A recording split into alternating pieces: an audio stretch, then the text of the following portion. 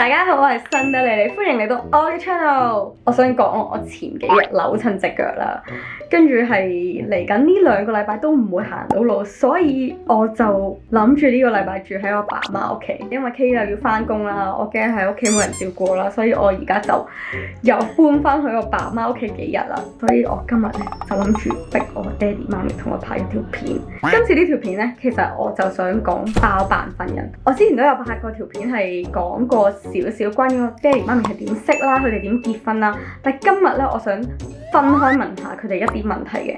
咁我哋而家就去問爹哋先，因為佢啱啱放工翻咗嚟。Let's go。你好。爹哋媽咪幾時，即係爺爺幾時開始同你講你要結婚？你嗰時幾多歲？我嗰陣時23歲。哇！我結婚26歲。你26歲結婚？係，咁爹哋22歲。每一次翻印度都問我嘅，個仔差唔多咯，我要睇啱嘅女結婚喎。咁我話爸爸好早喎，我而家都好22、23歲啫嘛。佢睇咗好多個，攞埋幅相俾我睇，我話睇啱你要揀。咁我話人都要見嘅，佢話唔使啦，你到時我哋見到就係決定啦。你見咗幾多個？6至7個。後尾我同我爸爸講，我都要見，人都要見。咁我見咗5至6個。5至6個。26歲嗰陣時咧，最後見你嘅媽咪，咁咪揀咗佢啦。咁我睇啱佢嘅 family，我媽咪啊睇啱。咁我哋其實見面嗰陣時咧，決定咗之後，冇機會話大家出去傾下偈啊、食飯啊。訂咗婚先，訂咗婚之後可以帶你出去食飯，或者睇啲電影。但係你第一次見媽咪嘅時候係有冇自己同佢傾偈，定係一齊全部屋企人一齊見？一齊傾偈。哇！冇呢個機會。咁但係點解你第一次見到媽咪你就 say yes？ 唔好話即刻 say yes 嘅，都係問咗啲嘢嘅，識唔識煮飯啊？識唔識講英文啊？因為嚟到香港，如果唔識講英文啊，好難。見媽咪之前嗰5、6個，點解你 reject 咗？因為有幾個又唔識講英文，有幾個冇出過國。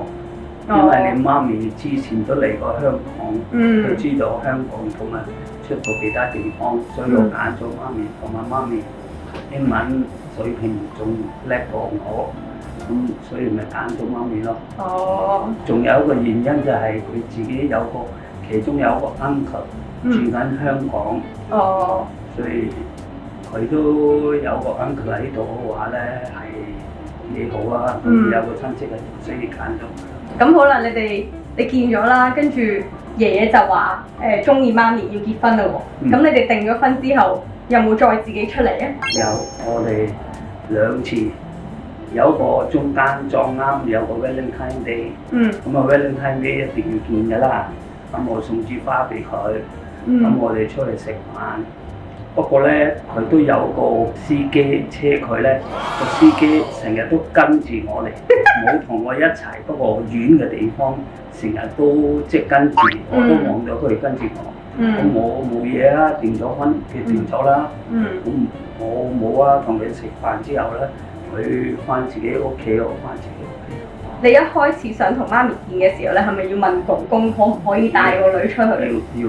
咁佢有冇 say no？ 佢第一次咧 say no， 佢話好快都結婚啦，做咩要見咧？咁我話有個 Valentine Day 喎，好重要嘅日子喎，點都要見。咁佢 OK 可以俾你見。初頭佢都話 no 嘅。咁你結咗婚啦，你同媽咪就即刻嚟咗香港係咪啊？係啊。咁你哋嚟咗香港之後，媽咪就要即刻同爺爺同你住啦，因為你哋之前唔識㗎嘛。咁第一個禮拜有咩感覺？係咪好 awkward 啊？定係都冇乜時間淨係同媽咪講嘢，因為又有爺爺又有嫲嫲喺度。係啊，冇咁多嘢傾嘅，因為佢係最主 take care 我媽咪同埋爸爸啦。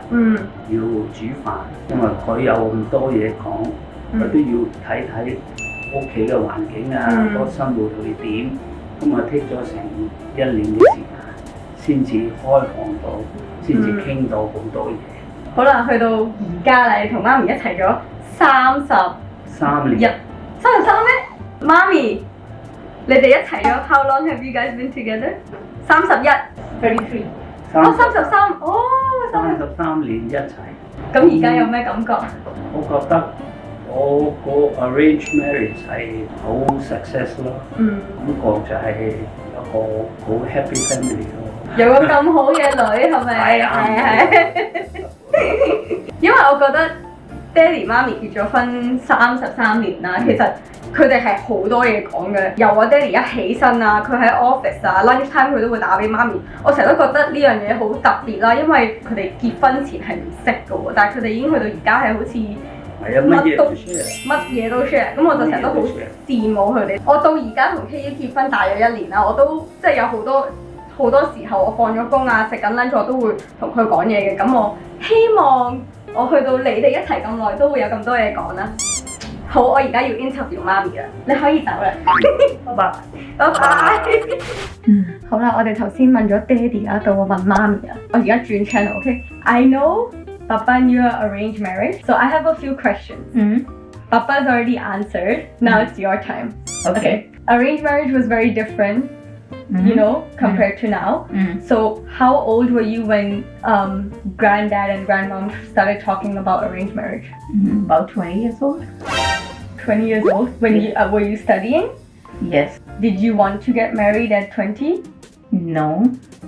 How did they ask you? They don't ask us at that time. They just go to meet people, find the match. If they're interested, they will come and see me. I mean, we have a meeting together with the boy and the family. But they don't say, oh, it's time to get married. They just suddenly they'll say tomorrow there is... No, my mom will talk to me. Okay. So that we are looking a match for you and we are planning to get you married. How many did you meet? I think 3. Just 3? Yeah. Okay. How were they? I think they had some attitude and they thought I'm more educated. So they didn't like me. 即係你哋知道啦，之前印度有好多女仔或者女人都係唔係好受到教育嘅。我媽咪係讀晒大學嘅，咁所以好多印度嘅男人咧，喺我媽咪結婚，即係媽咪20歲嘅時候咧，好多男人都唔會咁中意啲女仔，啲女人係 more educated 啊，因為佢哋覺得女人會搭嘴，所以佢哋就會嗰時唔係咁中意。When you were 20 years old, men preferred to be controlling the woman. Yes. When you met the boys or the guys, did you say no? Did granddad say no? Did they say no? What was it usually? For one match, I said no because I didn't like it. Okay. For others, my dad got informed that no, we are not interested. Okay. So Papa was the 4th. Yes. How did that happen? So they just came to your house? No. My uncle used to stay in Hong Kong. Your granddad and him, they were almost neighbors. My auntie went to their house for some occasion and then she came to know that they're looking for a girl. And then my grandfather also knew your grandfather. So they knew the family already and they met. My father and my grandfather went to meet their family. They had a talk and then they came to see me. They liked me and then your father came to see me. Okay. 所以我媽咪同爹哋結婚呢個 case 頭先爹哋冇特別講啦，就係好多時咧都係 word of mouth or through connection 嘅，即係之前嘅世界咧就係我知道我 neighbor 有個女仔咧要結婚咯喎，咁我就會睇下我 inner circle 有冇男仔要結婚，咁就介紹 through connection。所以我爹哋媽咪就係咁啱，我媽咪有個 uncle 喺香港啦，咁我爺爺嗰時都喺香港，咁佢哋就係鄰居嚟嘅，咁啱就知道我媽咪又準備結婚，我爹哋嗰時又準備結婚，咁就 through connection 就約咗見面咯，即係約咗兩班屋企人一齊見面咯。So you met Papa, he came to your house? No, we met in the temple. With the whole family? Yes. And then what was your first impression of Papa? He was nice. He didn't have attitude. 爹哋係一個好 down to earth 嘅爹哋嚟嘅 man 嚟，因為好多時我媽咪係好 outspoken 啦，咁嗰時佢見到我爹哋可能第一個 impression 就係佢好 down to earth 啊， very soft-spoken as well compared to other men, which is not usual in Indian men at all. So that's why she liked him. Okay, what happened? Papa said he said yes. Yes. And then you said yes as well? Yes. Okay. And then after that, you guys got engaged. Right. Papa met you for Valentine's Day and gave you flowers. But I did ask him that if he asked for granddad's permission, and he said he did, and he said no initially. Yes. My grandfather said no. Your grandfather, okay. Yeah. 我公公嘅爹哋係啊，嗰時係淨係即係媽咪結婚咧 ，it's not just about 媽咪，係所有屋企啊，即係爺爺啊、公公啊、爹哋啊 ，everyone will be involved in the process. My dad had to get everyone's permission for take you me to, out. Yeah, to take you out. And then after that, you guys got married. How long after that? Within 19 days. 19 days. Yes. 哇 okay. And then you moved to Hong Kong. Yes. 我公公嘅哥哥其實之前係住喺香港嘅，所以我媽咪細個嘅時候都有嚟過香港幾次，佢都有少少了解香港係點嘅。So when you first moved here officially, you were staying with 爺爺、嫲嫲 and my dad. So you were staying with the whole family, not just you and dad. Okay. Staying with the whole family. Okay. How was it in the beginning? It was nice.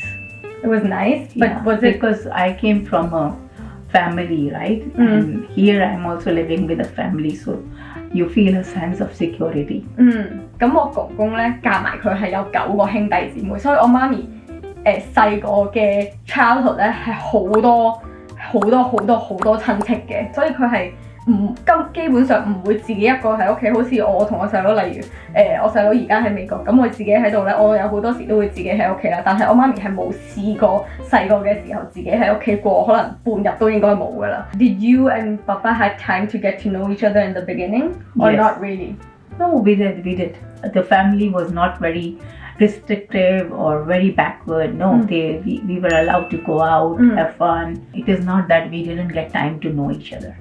So Papa said it took you guys a year to really open up and like be comfortable with each other. How long did it take you? Yeah, it's just like this only. Okay. Yeah. Papa said like he chose you because you were very modern. You came to Hong Kong before, your English was very good. These were his qualities. You can cook. 我想講，我第一次見 KU Daddy 嘅時候，佢有問我 Can you cook？ 跟住我係想答佢 no 啦，跟住 KU 家姐就即刻撳低咗，佢話 Just say yes 。但其實我係唔識 cook， 佢而家都知道我係唔識煮嘢食嘅，但係 KU 識咪得啦。So I think in the olden days, the more important question was Can you cook? Can you take care of the family? How's your education? These were the more important questions. Yes. And the family background? Yes, family background is very important. So now you have been with Papa for 33 years and you have 2 wonderful, wonderful children. How do you feel now? I'm very happy. That's it? You're very happy? Yeah, I can't be happier anymore. I know. Look at me. Look at KU, he's so nice. 佢哋而家好中意 KU， 根本係唔理我啊，好嬲啊。Okay, thanks, Mommy. Okay, bye. Bye. 咁我頭先就問咗我爹哋媽咪一啲問題啦，呢啲問題都係我就咁諗出嚟嘅啫，我都好想知啦。我覺得我爹哋係23歲度咧，佢已經開始咗自己嘅生意啦，所以佢係好 focus on 想做好自己盤生意，佢就冇諗住咁快結婚嘅，但係因為爺爺逼啦，咁佢就結咗婚啦。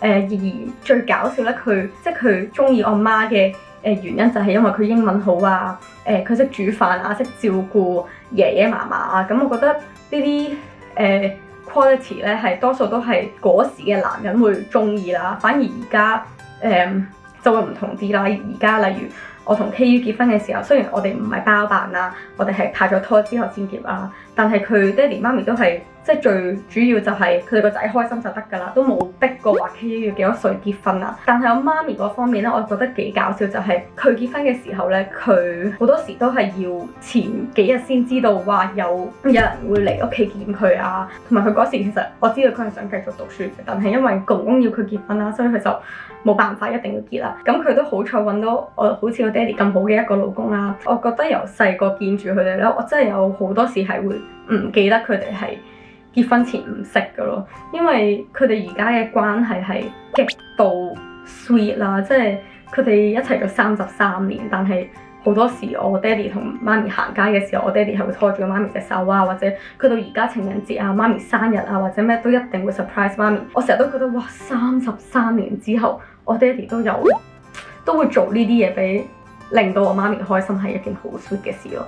咁我媽咪亦都會 make sure 我爹哋中意食啲咩啊，特別整俾佢食啊。其實唔一定包辦婚姻係唔好嘅，只係覺得佢個 concept 係你冇得揀自己老公係幾慘咁。as 我爹哋都講過啦，佢嘅包辦婚姻係極度 successful 啦，到而家都見到佢哋係好開心啦。如果你哋有啲咩問題，你哋都想問我爹哋媽咪嘅，而我係冇 cover 到嘅話咧，你哋都可以喺 comment 同我講嘅，咁我一定會問翻佢哋啦。我條片就去到呢度啦，我哋下次再見，拜拜。咦，你哋仲未走？走之前記住 comment、like 同 subscribe 我嘅 YouTube channel 啊！下次再見，拜拜。